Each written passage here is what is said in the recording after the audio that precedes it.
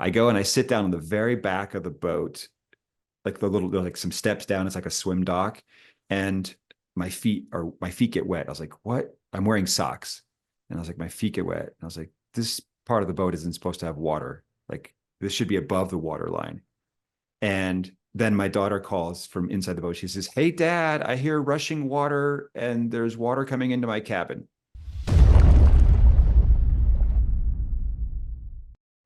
All right, Eric, what's up, man? Welcome to Dad Edge, my friends. Good to see you. Great to be with you, Larry. Thanks for having me on. That's good. Now, for those of us who are watching this interview on YouTube, the story I'm telling myself is you probably get a lot of compliments on your hair. Not gonna lie, I do, but to be totally upfront, I use Rogaine, so it doesn't hurt. Hey, man, dude, I do too. I have a full head of hair, You look and good, man. I'm almost 50, and people are like, "How do you still have a full head of hair?" I was like, "It's 15 years of Rogaine, man." There you Like, go. yeah. I just turned 50 last year. I use the generic minoxidil from Costco, but it's the same thing. Yeah, it's the same thing. So like, what's funny though is like I was joking about this with my wife. So I buy the 3 month supply of foam, Hmm. and she's like, "This is actually a 1 month supply." And I'm like, "Yeah, like the three things, like it's like the three canisters. It is a 1 month supply because actually, if you actually do the research, which I did do the research, because I'm just a science geek like that. If you do the research and you only put the Rogaine foam on the spots that you're thinning, like so usually on the back or like in the front, people, by the way, people will say, "Oh, it doesn't work if it's in the front." It does. It Oh actually, yeah. if you look into the studies and all the research, what minoxidil actually does is it takes number one, it keeps the hair that you have. It will stimulate some new hair growth, but what it really, really does, actually, because I watched it on YouTube and they'll like take a camera and they'll go through the hairs. It actually makes the actual hairs thicker, stronger, more resilient. So if you really want to use it right, they say, and I'm sure this is also the company be like, just use more, but I don't care. It does work. So like I just take the whole thing and I just like I do the entire top of my head. The whole thing. I don't mess around just here, the whole thing. And then I had a buddy of mine who's actually in the space of hair restoration. So he was a plastic surgeon by trade, and that's kind of how I met him because I was in medical device sales, and then he went into hair transplant, and he verified every bit of information that I just shared. He's like, "Oh yeah," he's like, "You want to use Rogaine, right? Put it all over your hair." He's like, "You don't have to worry about the sides and the back because it's not susceptible to the hormone that makes you lose it. Put it on the Uh-huh. top and the front as much as you can. It will do nothing but good things for you." And I'm like, "Okay, cool." So that's what I started doing.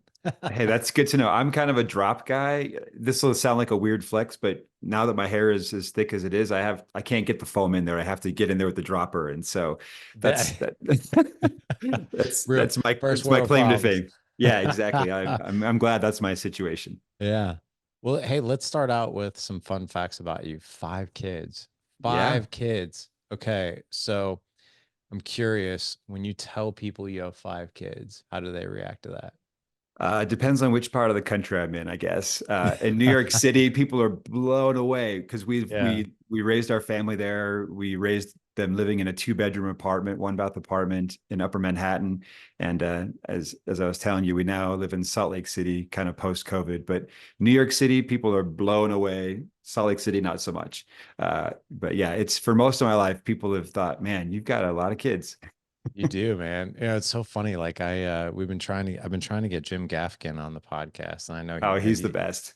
he is, and we've been going back and forth with talks trying to get him on, but like his joke, he's got five kids in a two-bedroom apartment in New York, Oh, I and I'm know. sitting, I feel like yeah, we're destined to meet at some point, yeah, because you we used guys are.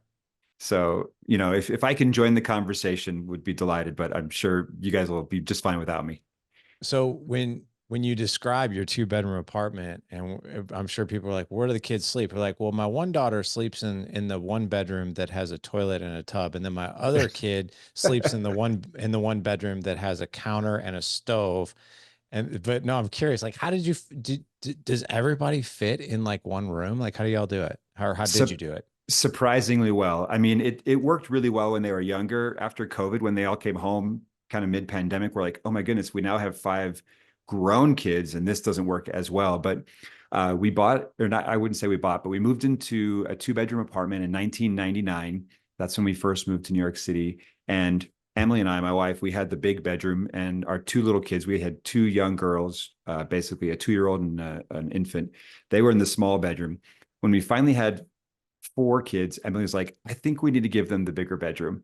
And I relented. And so we moved them in there. And basically the big bedroom turned into a bunk room. And so what it ended up, by the time we had 5, it was 2 sets of bunk beds end to end against one wall. Then we had a loft bed on the other wall, and all their dressers kind of in between. And they had 2 closets, and they fit surprisingly well. I mean, zero privacy. Our one son, bless his soul, grew up with 4 girls, shared a room with 4 girls his whole life until Until we how moved. old was he? How old was he when that stopped? 16. What? Are you serious? 100% serious. Oh my And God. in one bathroom, I'll say the rule in our family was, look, if the shower curtain is drawn, the toilet is fair game. Somebody could be in there taking a shower, you could go Oh use my the toilet, God. and you just never lock the door. Like if the door was locked, if the door was closed, you did the courtesy of knocking. But other than that, you never locked it, because you could always have 2 people in there, taking care of things at the same time.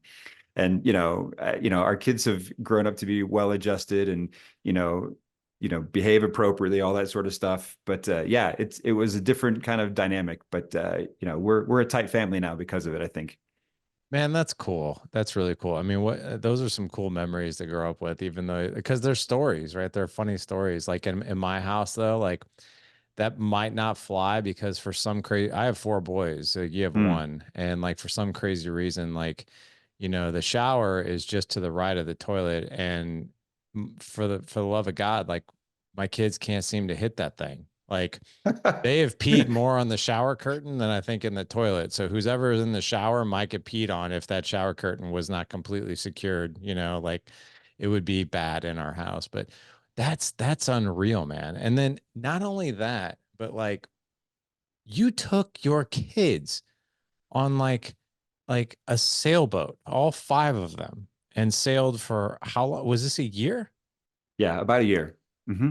How Yeah, okay, so like that takes like the sharing to the bathroom like on a whole new level. I'm thinking like talk to me about that. you'd think. I mean, and it's a joke in our family, but actually moving out of our apartment onto a sailboat, we had more bedrooms and more bathrooms on the boat than we did at home, because No the way. boat that Okay. the boat that we moved onto had 4 cabins, and so everyone shared a cabin except for one of our daughters. And then whenever we had a guest come visit, she had to give up her cabin, and pile in with somebody else. And the boat had 2 bathrooms. But we did have the world's biggest backyard, because you just go up on deck and jump into the water, and so there's lots of outside space. But we actually had more partitions and privacy on our boat than we ever did in our home life. Oh my God. So tell me the story of finding this boat then. Like, did you guys buy the boat? Did you rent the boat? Somebody let you borrow it? You gave it back? Like, what was the story behind the boat?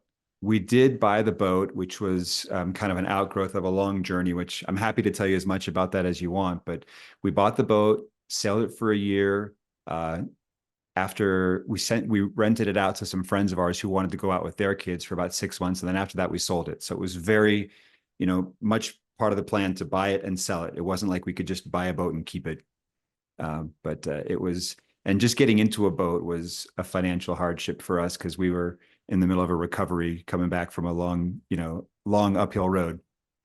Yeah, and talk to me about that. I mean, so you and I were powwowing back and forth here before we started recording, and yeah, you guys hit some pretty heavy financial hardship, which I think that's going to resonate with every guy listening to this show. I mean, we can all relate to what it probably feels like as a provider, right? Because we take a lot of pride in that as men, and then when tough times do hit, man, we shoulder that load pretty heavily.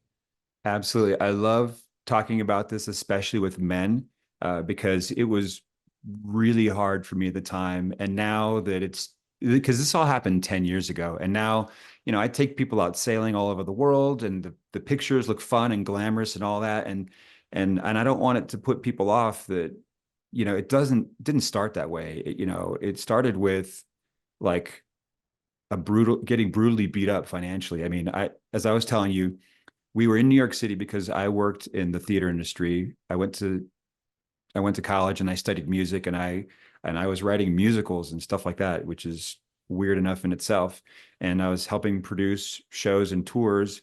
And I was working on the Broadway production of Wicked. I helped put out 2 tours of Wicked, and it was good life, good money. And then I really wanted to just kind of make my way in the world. I have an entrepreneurial heart, and decided that I wanted to launch out and produce my own show. And so I was phasing out of things with Wicked, and I got the rights to a show and raised the money, found the investors and the director, and booked the theater and everything. And it was super exciting, super fun. Opening night, we had a big party, celebrated. My son, our fourth child, was scheduled to be, he was due that day. He thankfully waited to come the next day. So Emily went into labor the day after this show opened, and then the reviews came out, and the show got clobbered. And basically, within about 8 weeks, I went from being the producer of an off-Broadway show to being totally broke and kind of devastated. And I was actually, I like to say I was the poster boy for failure, because there's this magazine called Crane's Business New York, and they did an article about sort of the rough state of the business model of off Broadway. And there's a big picture of me on the front cover of this magazine, talking about, I forget what the exact headline was, but it was basically, it was not good. And so that was sort of, my fourth son was born, I was broke, and I'm on the cover of a magazine as the poster boy for failure. And that's where we were starting from, I guess. Can I ask you a question about that? Yeah, for sure. How long have you and Emily been married? uh 28 years, almost 29 in January. And then, so your son is 16. So this happened like, what is it, like right around year 15 in your marriage? Let's see here. He's actually no, he got his own room when he was 16. He's 18 Oh, now. He's 18 okay. now. Got it. Okay. Yeah, So but like 10 years in. we got married in 96, and this all happened in 2006. So I'm not, what is that? Yeah, 10 years in. Yeah. Yeah. So, okay. So I don't know if you've ever been asked this before. And by the way, did Emily work at the time? No, she was home full time with our kids. Okay. That's what she wanted, and I wanted to make it happen for her. Okay. So 2006, so we're going back like, almost 20 years ago, which is pretty interesting, right? So Hmm. you're, you're in your 30s, you just had your fourth kid, 10 years into being together. And then all of a sudden, like, the one thing that I would say, one of the most important things that we as dads like really take a lot of pride in is, and we actually measure like our entire worth of the family, of if we are bringing home enough money, if we're making our kids and our wives feel financially sound and safe, that they don't have to worry about those things. Like, for us, I think as men, to sit across from our wives or our family and say, I'm sorry, we just don't have the money for that. Like, there's one thing, I think it builds a lot of resilience in the kids for sure. Cause like I grew up with nothing, and I think a lot of people did. And you just sort of like, you just kind of get used to it. Like, it really, like, I remember like we didn't hardly have anything, but it didn't really, it's not like I really cared, but Hmm. I know my parents did. And I know, especially for us guys, like, especially if you have a stay at home wife, you have, a few kids, especially a new one, like, to be in that season, that's a tough one, big time. I would love for you to just share with us, like, what was that like? And then how did you come out of that? Yeah, for sure. I mean, I don't remember when I had this conversation with Emily, but I remember it was a day when I was feeling particularly low. And and my most of my life has been kind of an uphill financial struggle. When you study music, you're not nobody's banging down your doors with job opportunities. Everything to from writing shows to producing it, it's all just you're just fighting for every dollar. And I remember one day I would work from home, and I was just saying, I keep working at this and it's not coming together, and I don't know what I'm really showing my kids. I feel like I'm just showing them what a failure looks like. And I have an amazing wife. I'm so lucky in this department. And she said, Erik, you are showing them what it looks like to chase a dream, and that you have to be resilient. And I just, man, to have a woman that believes in me like that was like, that's just pure gold. And so that's the kind of woman that I'm married to.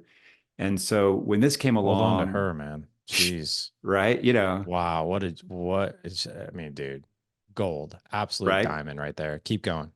absolutely. So, and at this point, we've always, money's always hard to talk about, but we have all the hard conversations and we still struggle about it, in our business now. We just had a meeting right before I got on this call. And so we still work it out. But I sat down with her and I was like, first of all, I was humiliated at this point in my life. I mean, I was working on Wicked, which if you follow theater at all, especially at that time, was like the show. I was at the top of my game. And to totally have my legs kicked out from underneath me was a real blow to my ego. And so I just didn't have the heart to then go back a few months later and be like, hey, does anyone want to give me a job? And so what I wanted to do is I wanted to disappear. And so I just said, I'm just going to go find a temp job. I want to be where nobody can see me. I want to be anonymous. I want to bring home some money, but I just need to regroup. And so I actually went to a temp agency and I took their test and I was shocked when I failed. I was like, apparently I didn't know Excel and PowerPoint and this stuff well enough to get placed at a job. And I was like, are you kidding me? Like, I'm a smart guy. I've been doing some stuff and like I failed a temp test. And they said, well, you can take a class and we'll teach you. And I was like, you know what? I don't have anything else going on. So sure, sign me up. And I would go to this night class and they taught me how to use Microsoft Office really, really well. I had no idea how much stuff it could do. Long story short is within a couple of weeks, I got placed at this investment bank working a night shift. And that was bringing home the bacon, basically. We were just covering expenses, just trying to stay afloat. And Emily, we had some a little bit of emergency food storage in our cupboards. And Emily was like making bread from scratch and all kinds of stuff to just save a buck. And really, it was teamwork for sure, to just not drown. And then slowly from there, we started to just rebuild. And for me, this was the kind of the thing that not personifies, but sort of summarizes where we were at. We had we went down to one cell phone, and it was like the minimum number of minutes back when you had like minimum, like would buy minimum like minutes packages, and it was like 200 minutes for the month or something like that. And so on my breaks, I was working nights, and so I'd go down, and they had telephone booths still in this. It was World Financial Center number something, I forget. And they still had telephone booths. And so I'd go downstairs and I'd call her on my dinner break. And then I would read off the number on the payphone to her so that we could hang up and she would call me back so we could talk as long as we wanted without using the minutes. And we would just, that was like our therapy hour. We would just talk through where we were at, where we wanted to go, what we're going to do about it. And, that, once we got back to being a two cell phone family, I felt like we were, really making it.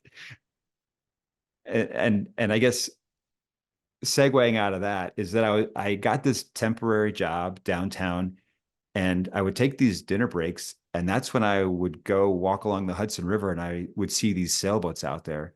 And I would describe all this to Emily on my dinner break. And she's like, I think you need some of that in your life. And I was like, no way. First of all, we have no money. We're broke still. We're just paying bills. This is for the hedge fund managers and the investment bankers that belong here. I'm just the failed producer guy that's just trying to make ends meet. And she said, no, I think you should do this. And I realized that all these little boats were coming out of a sailing school that was literally directly downstairs from where I worked. And I didn't grow up around boats. I didn't grow up around people that sailed. I'd never sailed in my whole life. And I just went in and said, with Emily's encouragement, I went into work early one day because I normally started at 4 in the afternoon. I went at like 3 and I went down to the dock and I was like, hey, I don't know anything about sailing, but I'm interested. And, how does this work? And that right there was the beginning. And I would say it was the hardest part of the whole journey. People always say, oh, living on a sailboat for a year with your kids, what was the hardest part? Did you run into storms, this and that? Yes, yes, and yes. But the hardest part for me was going into the sailing school, feeling totally out of my element, financially, socially, you know, emotionally, because it just felt like I was kind of like, you look through the glass at stuff like that, and I was on the outside, and then I was kind of inviting myself in, and that was like a game changer for me that moment. So that was really the beginning of the whole sailing part. I think it's really interesting to remind the audience and ourselves here that the quality of our life depends on the quality of the questions that we ask ourselves and those around us. And that entire journey started with you just being curious.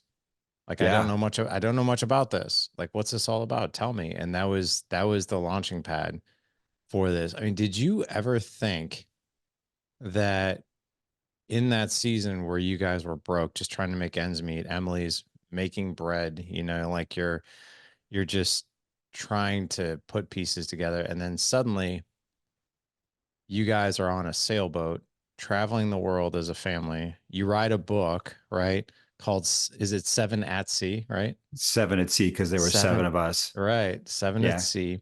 What was the year? So 2006 was kind of when everything went pretty poorly, which, by the way, I think it was in 2006 I saw, my wife and I actually saw Wicked here in St. Louis because it was at the All Fox Theater. right.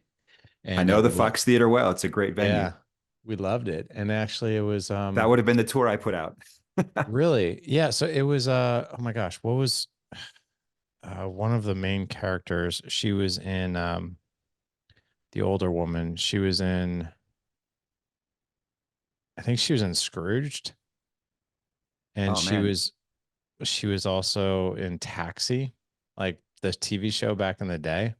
Oh yeah, yeah, yeah. Okay. I I know who you're cannot, talking about. yeah, I I'm cannot blank. remember her We're name. both blanking on it, which is fine. But yeah, I that's mean, yeah, she's still in movies today, like still that's the doing life it. of an So actor. You just keep yeah, at it. but you know, what was the year you guys sailed around the world? Okay, so 2006 was when we got zeroed out financially. 2008 was when I started sailing, and then it was 2014 when we finally bought our sailboat and moved aboard. So it was a 6 year journey from just having the idea and asking the question to actually the beginning of sailing as a family full time. That's just unreal to me. That I mean, that is what was it like when you? By the way, it was Carol Kane. That's who it was. Yeah, yeah, yeah. That's right. Yeah. Okay, thanks for looking Um, that up. right. And but I am curious, like, what was the family's response when you first brought this up to them? Oh, that's a great question. I mean, it very much started as my dream. I mean, to go back to these sailing lessons, I went into the sailing school and they said, we can teach you how to sail, but you need a class of at least four. Because with my work schedule and other responsibilities at church on Sunday, I wasn't able to do the weekend classes or the evening classes. And so they said, if you can get a group of four together, we'll create a custom class for you. And so it just got four times as expensive. uh, anyway, I couldn't find anybody to do it with me, so eventually I recruited Emily and our two oldest girls that were 9 and 11 at the time, and I was like, "You guys want to learn how to sail?"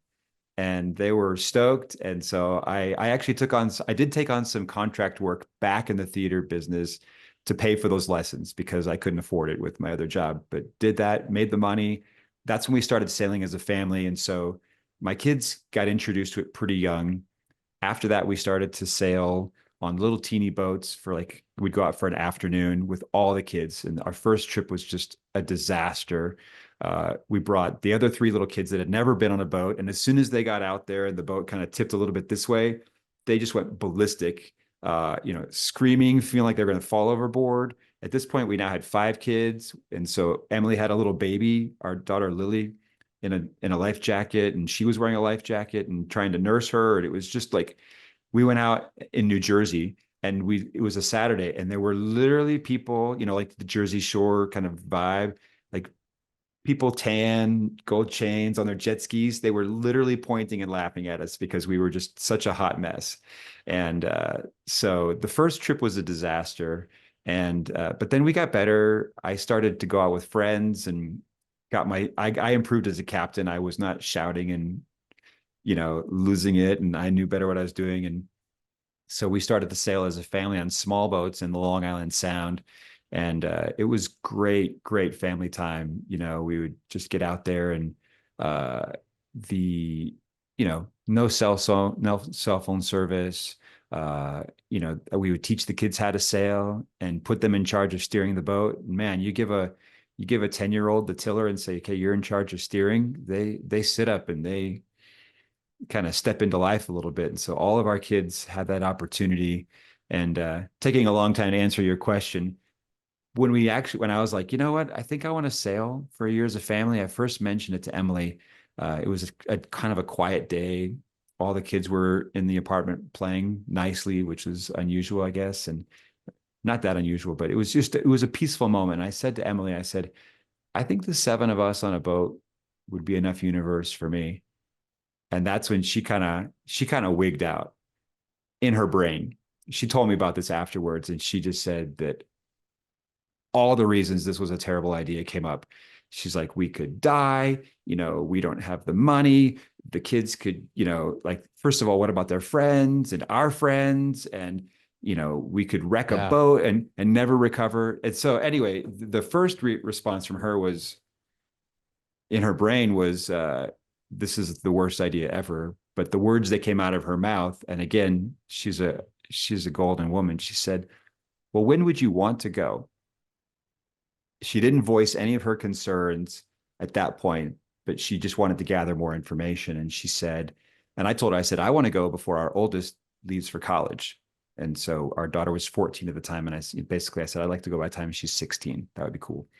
And so that was when the idea was born. And then after that, we sort of presented it to the kids, and they had lots of questions and some concerns and some excitement, but we just gently kind of chipped away at it. And we would watch YouTube videos of other families sailing, and they would see that it was fun. And sometimes it was a little scary, and we would talk about it. And it was a very gradual thing where over a couple of years, we just got to sort of marinate in this idea as a family. And eventually when we went, everybody, everybody was into it. We didn't force anybody. Yes, there were still tears when we left, but everybody was about it, which was cool. So like how far did you guys go? Like where'd you start and like where did this trip actually like take you? Yeah, for sure. So we lived in New York City, and we bought a fixer-upper sailboat down in the Caribbean in St. Martin. And I'd never seen it. We did it all online, and we had an inspector go check on it for us. And I don't recommend this, but that was a scary day when I was clicking the Yeah. money to send, like clicking the wire transfer. And I was like, you know what? I'm sending a six-figure amount of money out there for a boat that I've never seen in the Caribbean. Oh my gosh. Could this be a scam? I guess, but we got there and the boat was there, and the first week was just miserable. Sorry, I'm not answering your question. I No, get, no, you're good. Keep going. This is so good. we got there, and I knew that there was some work that they were going to be doing on the boat, but we got down. First of all, we flew down and the flight was delayed. And so we got there at night, and we get dropped off at the dock by this cab. It was Saturday night, I remember. And we had gone to a grocery store because they said everything's going to be closed on Sunday. So if you need any groceries, get them now. So we went to the grocery store on the way from the airport, and we bought like some pasta, some spaghetti sauce, bread, peanut butter, this and that. I just like bare minimum to get through the next 2, 3 days. And it was like $100, $200, some number that it was just like, are you crazy? Like, this is never going to work. If just like this amount of groceries cost that amount of money, we're doomed from the get-go. And then we got to the dock, and we couldn't figure out how to turn the stove on. And so we just made peanut butter sandwiches the first night. And the next day I wake up and I realize that there's no mainsail installed on the boat. And Oh my gosh. and so I'm going down to talk to the crew, and they're like, oh, anyway, it was like the whole thing is just like piling up. And the first time we took the boat out, we just decided, let's finally they installed the mainsail, and they did a couple of other things that were supposed to be done earlier. And we took the boat just to a nearby island, like an hour away. And everybody got seasick. It was like super treacherous entrance out of the channel to get there, and stuff was flying all over the place. I thought I were going to lose the kids overboard because they were up on the deck trying to help with the sails.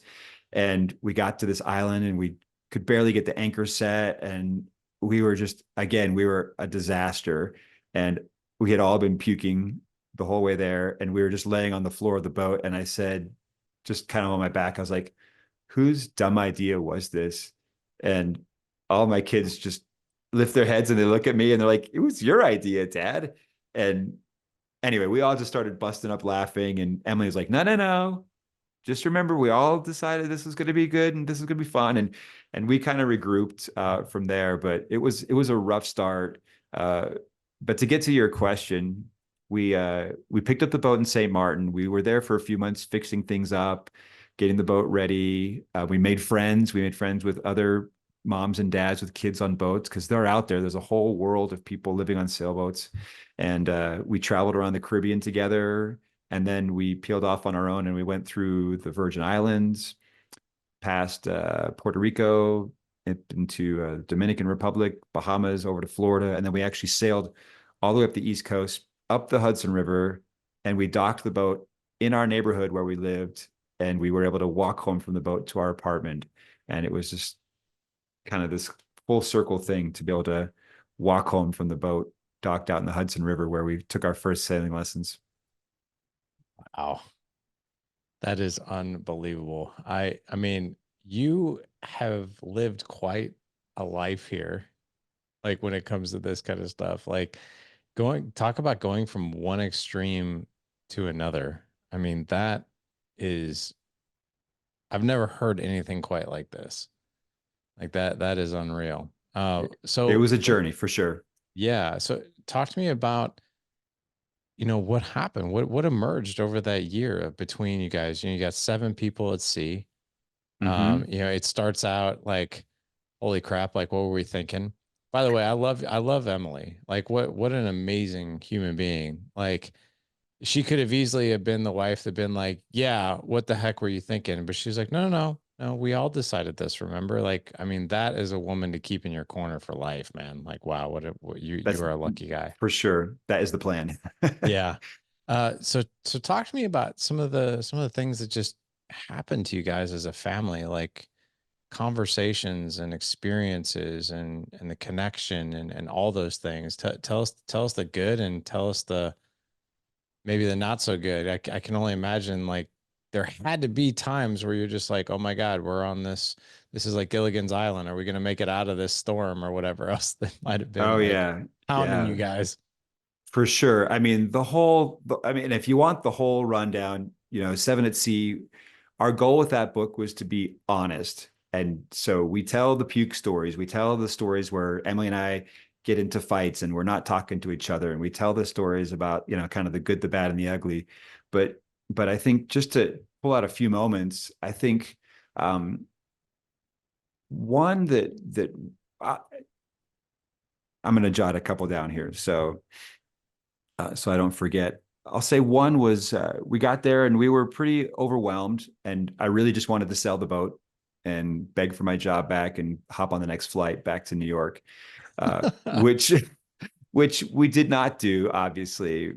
But we were figuring a lot of things out, and we found mentors and friends, and they really helped us and encouraged us. And I can't, my heart is so grateful for them and their goodness, and we're all still in each other's lives this day, even 10 years later. It's just incredible. Um, but I think I'll share two stories. One has to do with our daughter Allison. She's our second daughter, and she made an offhand comment at some point about we were a few months into this trip, and she was talking about it, and she said, yeah, like when Dad came home, this, that, and the other, and just kind of proceeded to talk about something else. And I honestly don't remember what she was talking about, but the phrase "when Dad came home" was kind of referred to at the beginning of this trip. Up until that point, I had been sort of away, out of the house. I had a job like most dads do, and I was gone. And Emily did a great job running our home. We homeschooled our kids for the most part. And so she was very much in their lives, and I was very much not in their lives. Not like in a neglectful way. Like I would just cut home late. They were usually in bed because I was working nights. They would do school. We'd cross paths a little bit in the morning. But when she talked about, this being the time when Dad came home, I know what sold this whole thing for Emily were two things. One, she said, she knew that I wanted to have an adventure, but she's a kind of a homebody. And she's like, I just want to be stable and like secure. And then I was like, oh, this will be perfect. We'll get on a boat and the home will just go with us. And you'll sleep in your same bed every night. And um, you'll get to the kitchen will always be set up the way you want it and everything will be the same. We'll just move it from island to island. And so, and she's like, the real reason I want to go is because I want our kids to have more of you in their life. They need you just as much as they need me. And the idea that we were going to get all that family time together was really what sold her. And so I'm grateful for that. And so just that my daughter felt like that era happened, the year when dad came home was gold for me. Um, and so that's one. I guess the other I'll say is this. Emily was very in demand as the mom. Everybody wants to talk to mom. Everybody wants to, they want her to listen to their problems. And we were working really hard to try and make this thing happen, to figure it out. And we were really kind of hunkering down as a team. And the kids were like, you guys are always off, like troubleshooting boat problems, this and that. And we don't have any family time together. And we did two things. One, we said, okay, we're going to put a cap on how much we'll deal with emergencies. We're only going to work on the boat for the first half of the day. After that, you're going to do school in the morning. I'm going to work on the boat. And after that, we're going to be together. And even then, Emily's schedule was pretty overloaded with just the demands of all of us wanting to be with her. And so we did something that I'm really proud of to this day. And I said, okay, mom doesn't need to be cooking the meals. You guys are all capable. Our three oldest girls were 16, 14, and 11. It's like, you guys are smart. We're going to bring all the groceries to the boat. You're going to come up with a meal plan and you're going to do all the cooking. One of you is going to do breakfast all week. One of you is going to do lunch all week. One of you is going to do dinner all week. And then the next week, just switch. Me and mom will cook on Sundays, mostly mom, to be honest. Uh, and then, so that's what we did. And these kids, they got into it. They became really great cooks. They became excellent managers of resources and time. Whenever they wanted to get their friends involved, they're like, hey, I'm going to be making this for lunch. You want to come help out? They taught their friends how to cook. They taught their friends how to bake.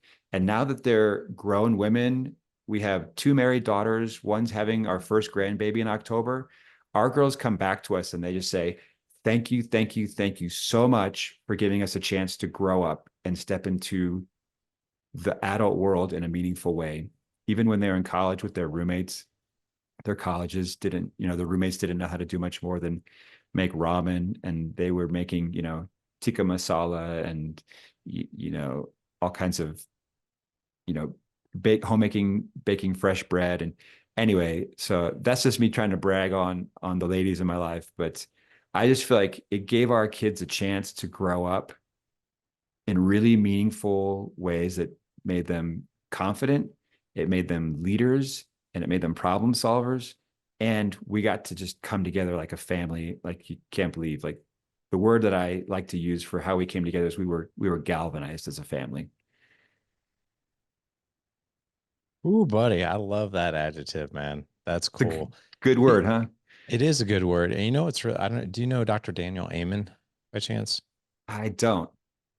He wrote a book called Change Your Brain, Change Your Life. He's founded like all the Amen clinics. I don't think there's any psychiatrist on the planet that has seen actually more brain scans than him. Okay. He's kind of like the Dr. Oz of brains, right? Dr. Got Oz it. is the health guy. Dr. Amen is, and no one knows brains better than he does. But he talks about this whole thing of raising kids, right? And he's like, if you do everything for your children, you are robbing them of their self-confidence. Like Absolutely. you Absolutely. are, and the way he describes it, he's like, you are actually stealing your children's confidence or opportunities to build their confidence by doing everything for them.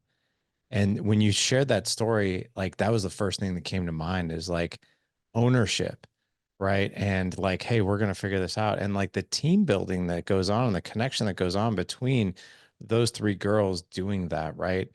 And the confidence that's built like when they do that. And I'm sure like for any parent listening to this, like when you tell your kids that from from, from the very start, like, hey, this is your new role. At first they're going to be like, well, holy crap, like, how can I resist this? Like, this is a lot. Like, I don't like this. Right. And then suddenly they step into it and they're like, yeah, I'm going to own this all day long. And then you get an opportunity to build confidence, which is so cool. Um, Going back to, just the dynamics that were at play, and the connections, right? And it sounds like you guys had some really great systems and that kind of thing. What was looking back on that 1 year and maybe experiencing something that you guys experienced as a family? Like, maybe it was the first time you saw something on your travels, or you experienced something that maybe you didn't expect on your travels. Like, looking back on that 1 year, what was maybe one or two things that you were just like, oh my gosh, like, if I could ever point to, like, literally the peak of the mountain of that experience, it would be these one or two things. What would that be for you? That's an excellent question. Um, I think okay. I'm gonna throw out a spoiler in our book. Sweet. The like any good story, the ultimate test came at the very, very end. We had sailed all the way home, and we were back in the Jersey Shore, that spot where people were laughing at us and pointing on our first sail. And we had come, it was now, oh man, I want to say it was like September of that year. And we were, there's a thing called the ICW where you can kind of sail inland on the East Coast, and then you can go outside. And we had been sailing on ICW stands for Intercoastal Waterway, and it's just like rivers and bays that get connected. And so we'd been on the inside for a couple of days, and we were going to head outside, and we were going to sail through the night, and that was going to enter us into New York Harbor, and then all of our friends were going to meet us at the dock the next morning. It was like our homecoming. We were arriving. Wow. And so we're sailing through the intercoastal, and we're coming out, and we're running late, and it's like midnight now. And I'm just exhausted because I've been at the helm steering all day. And we come out, and it is rough. And long story short is we have an accident. Something breaks on our boat, and stuff start like the dinghy that kind of like sits on the back of the boat that you used to get to shore. It One half of it disconnects, and it's dragging in the water, and stuff is falling out of it. And we're just like pounding into these waves. And I was like, hey, I'm calling it. We're going to turn around. We're going to go back into the bay. We're going to anchor and figure this out. We're not going to try and figure it out in the open ocean. We go back. As we're anchoring, we pull into this little cove, and I set the anchor, and I'm motoring back on it to try, to really set it. And there's this big chunk. I hear this sound, and basically a line had gotten underneath our boat, wrapped around the propeller, and like seized our propeller. Oh I no. was like, I was like, you know what? I'm fried. I'm done. We'll fix it in the morning. Let's all get some sleep. We're not going to show up tomorrow. It's going to be, I'm like heartbroken because everyone's going to, they were, we'll call them. We'll tell them we're not going to be there, but we're going to sort of like miss our arrival day. I go and I sit down on the very back of the boat, like there's like some steps down. It's like a swim dock, and my feet get wet. I was like, what? I'm wearing socks. And I was like, my feet get wet. And I was like, this part of the boat isn't supposed to have water. Like, this should be above the water line.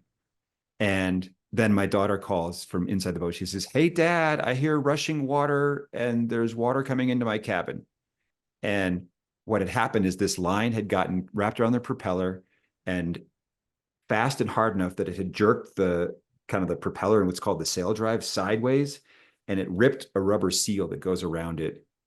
And so the boat was taking on water, and one side of it was slowly sinking because we were in a catamaran. So we had two pontoons, and one side was sinking. And so to your question about what was the finest hour, um, we went into action like never before, and all the kids were up, and we were bailing water out of the boat. I sent my 11-year-old daughter. I was like, I sent her on the. We actually we pulled the anchor, and I was like, we have to lash this side of the boat to that dock over there, and we have one chance to get it right, because if we don't, this boat is going under. And so we pull the anchor and we're motoring their boat around, and I'm giving instructions and I'm being very clear. I'm being very cool headed, which is a reflection of my progress because I used to not be that way. And my kids are attentive and they're listening and they're focused. And we pull this boat up. And just as we're about to kind of come up along the dock and tie it off, I realize that in the shadows, there's this beautiful speedboat, like Ralph Lauren, polished wood, gorgeous, kind of like right where we want to be. Like if I don't stop right on the nose, we're going to smash this boat and it's got to be $100,000 boat. And I was like, okay, you guys see that boat now, right? We can't hit it. We've got to like, we have to nail this perfectly. And we pull the boat in and we get it. The kids jump off. They get onto the dock. They lash the boat to the pylons. We stop before we hit this boat. And then we're just all night just bailing. I send my daughter off. I was like, hey, go find anyone in this marina that you can to come help us. I call the 911 equivalent of boat, like there's a thing called sea tow, and I call them. Long story short is we save our boat by we get the help that we need. A guy comes in the middle of the night from Cito, and we stop the flooding. We get the boat hauled out in the morning. We never make it back to New York the next day. And so on the one hand, it's like the biggest disaster. And I won't tell you how the book ends and how this whole story ends because it's beautiful and it's gorgeous, but this was not that part. But what's beautiful and gorgeous about it for me was that we were at our finest hour when it was the worst. And I was so proud of my kids. And we were like, man, we did it. Everyone contributed, everyone participated. We needed everybody's help. And the fact that we pulled that off was like, okay, I'm good. I'm happy. We can't, doesn't get any better than this.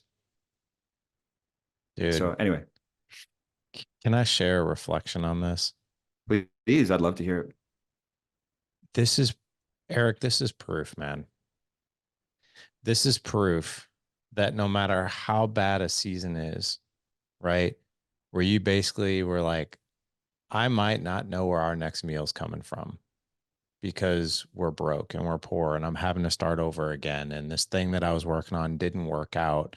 And, I got this grandiose idea to bring my family together to go on this, this trip, which seems completely and totally out of reach, for anybody who would be in that situation.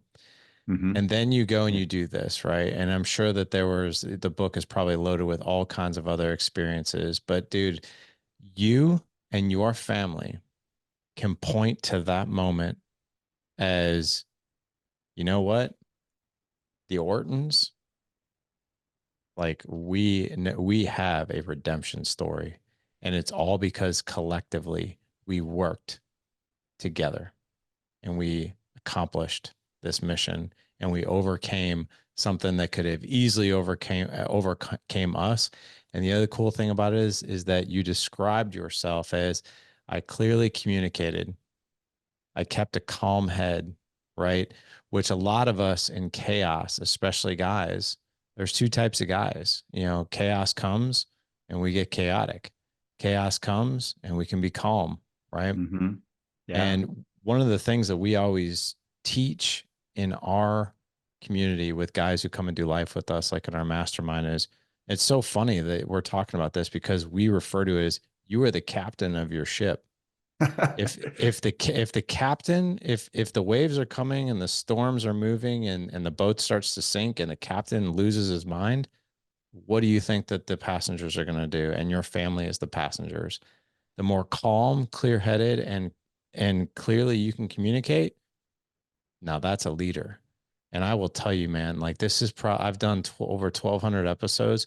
One of the coolest stories I have ever heard on this podcast is going from where you came from to where you led your family through.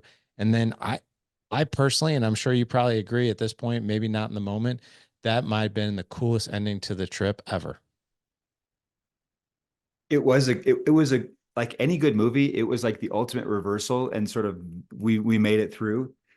I love how our story ends. And I won't, I'll let you read the book for those of you that want to hear it, but I didn't think it could get any better, and it does. That's Yeah. just this, and so, but yeah, I think you're right. It felt like a redemption story, and we obviously all lived to tell the tale. We all made it home safely, but yeah, it changed us forever, and we can all point back to that moment, and we all know if we can pull through that, we're gonna we're gonna be fine. Each of Yeah. my kids go out into life with that in their toolkit, and I'm so happy about that. So happy. I would agree with you, man. I've got a couple more questions before we jump off here because I do Yeah. want to get to what you're doing now, which is this incredible combination mission of helping people with travel, but also personal development, which I think is really fascinating. But the question I have for you is like, what is what's the family like now? I mean, you've painted this incredible picture of Emily. You've created this incredible picture of your four daughters and your son, but how does Team Orton operate now? Like what give us a picture of a day in the life with you guys. Oh, I love that. We're still really close. We only have two kids at home. I'll just kind of give you a catch up on where Yeah. everyone's at, and then I can give you a slice of life or a day in the life. So we have two kids at home. Our youngest, Lily, is 16. She has Down syndrome, and she is living her best life here in Salt Lake. It's a really great place for her to be. And then we have an 18-year-old son who is with us still, and he's planning to move out in January. He's got a job. We did homeschool, and so he finished with school, uh, and he runs a little lawn mowing business, and anyway, he's just thriving. And then we've got three older girls that are all out of the house. Our oldest is working for a tech startup in Minneapolis. Our next one, Allison, is going to school.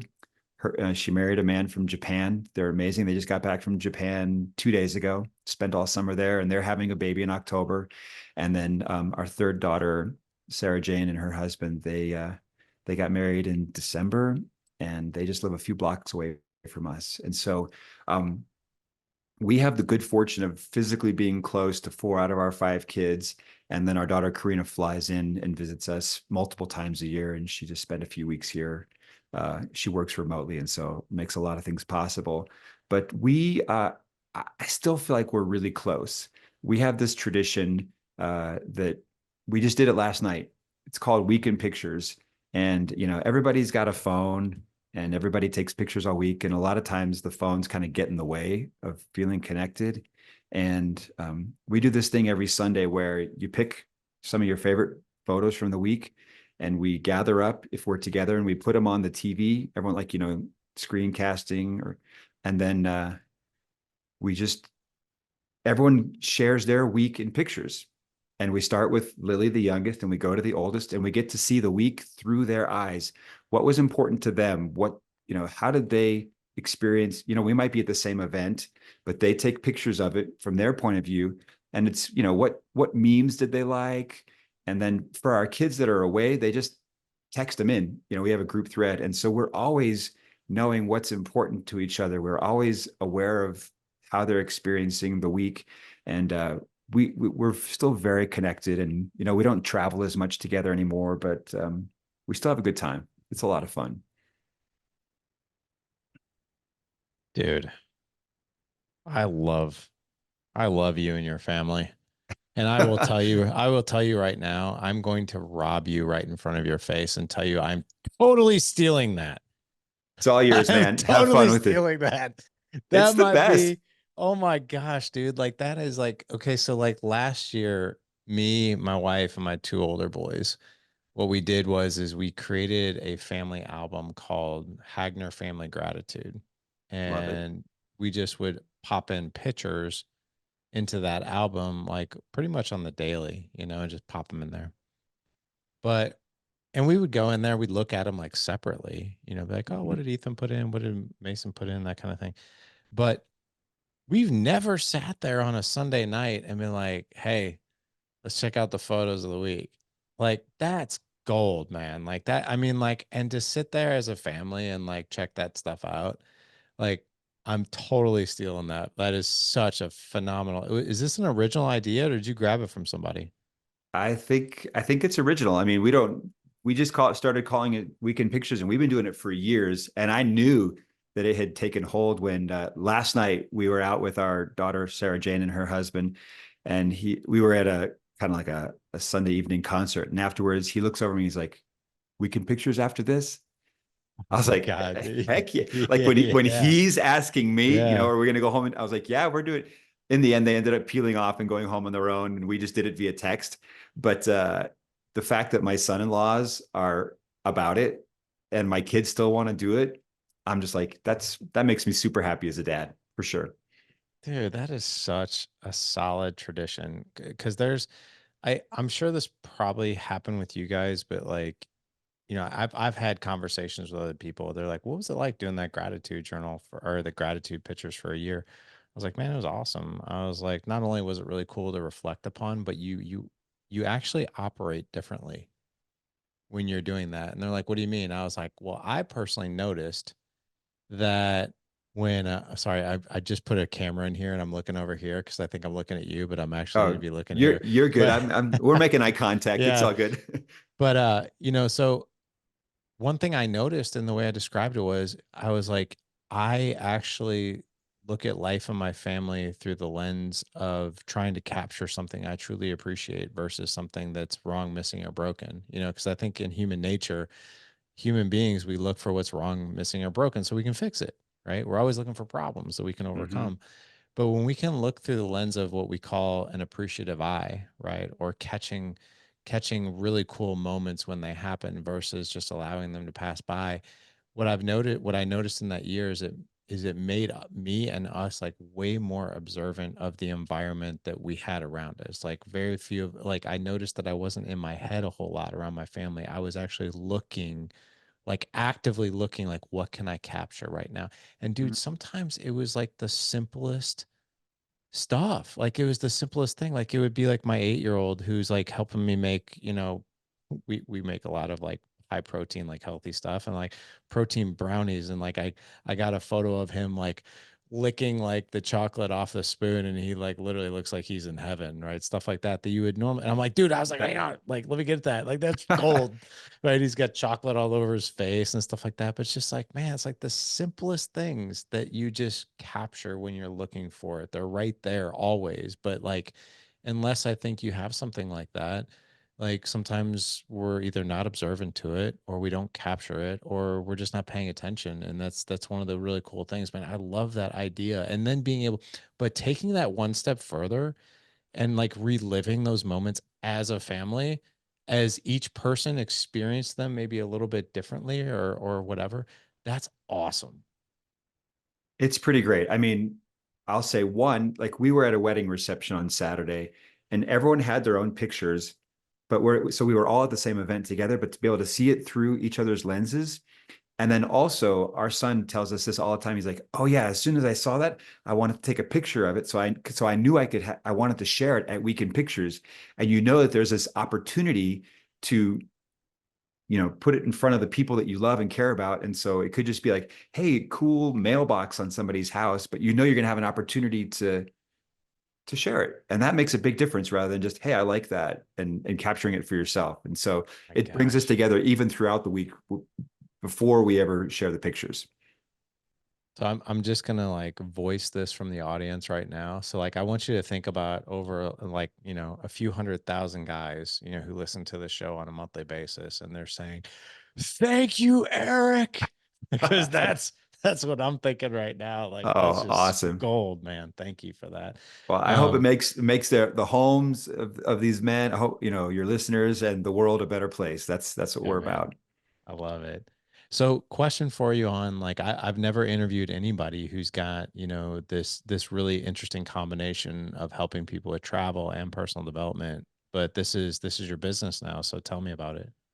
Yeah, so we run a company called The Awesome Factory, and we started it. Our book came out in 2019, and we did a whole bunch of public speaking events in conjunction with our book launch. And then we're like, you know what? This was a lot of fun. Let's go all in on this. And we decided to launch into like public speaking world.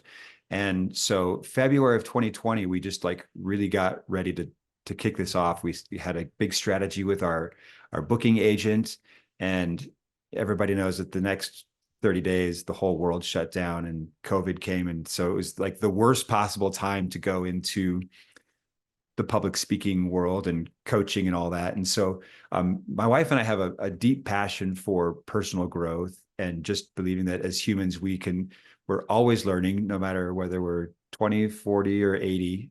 And so we believe in that. And so we teach and we talk about that, but also so much of what we learned has come through sailing that we're just like, this has got to be a part of it. And so during COVID, we weren't able to do a lot of public speaking, but we were able to take people sailing because we were in small groups. We'd quarantine on a boat and we'd go out for a week. And so that's what we do now is we take people sailing. I was in the Bahamas 2 weeks ago. Oh Two my weeks gosh. before that, I was in Greece.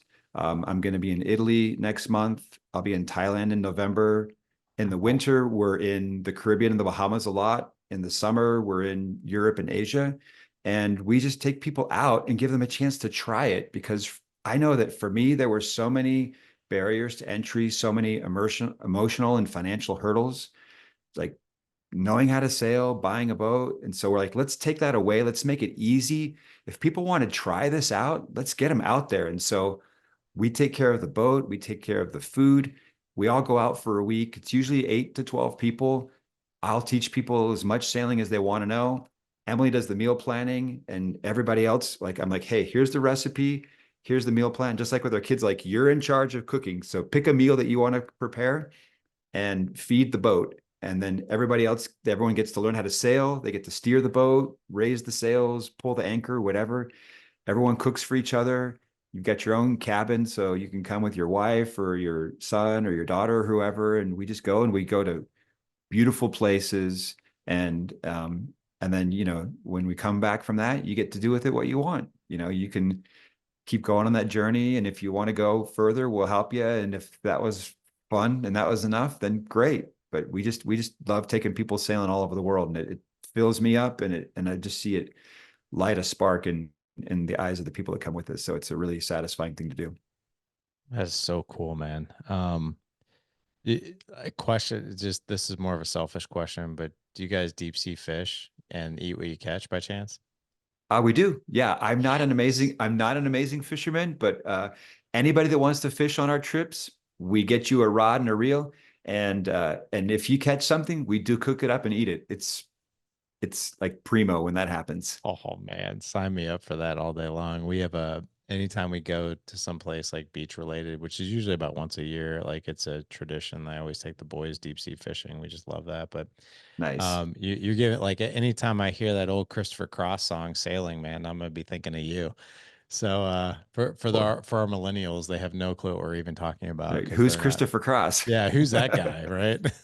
um, well, before we jump out of here, man, this has been so cool and just such amazing stories, life lessons, and just such a story of absolute redemption. And guys, don't forget to make weekend pictures a part of your absolute routine. But where can the guys find you, Erik? And by the way, Erik is not spelled with a C; it's Erik.